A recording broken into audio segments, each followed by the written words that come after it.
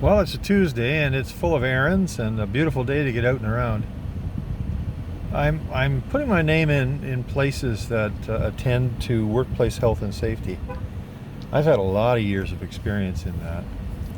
I used to work over 32 years continuously with A.J. Braun Manufacturing Limited in Kitchener, and I was the lead hand shipper receiver and also coordinator of the whole health and safety program. Consequently, a lot of presentations, a lot of seminars, a lot of training of new arrivals, a lot of snap quizzes and shop talks, a lot of literature on safe work practices, and interviewing the workers in the know as to how to better describe a function or a risk.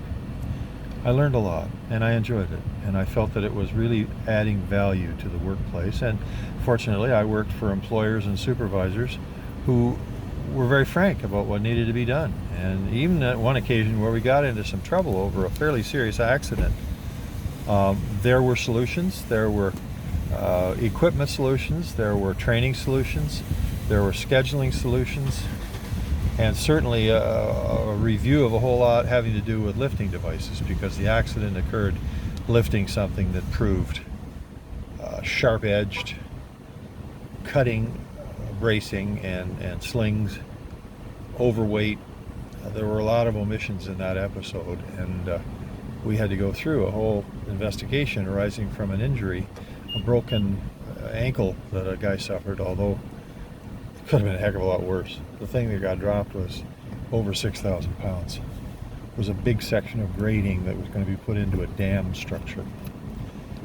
But I think what kept the company on the right side of things, and of court proceedings and of fines, was just the candor of management. Yeah, here's what we have to do, and we're prepared to stop using certain equipment till we've shown you that we're back in the good space, back on the green again. And friends listening to this video, and I don't quite know where I'm going to send it, but I'm renewing my enthusiasm for getting back in the health and safety area. And one must bear in mind the kind of work I've had in heavy metal manufacture, in warehousing, in transport and logistics, and go back to a prior career, prior life in fact.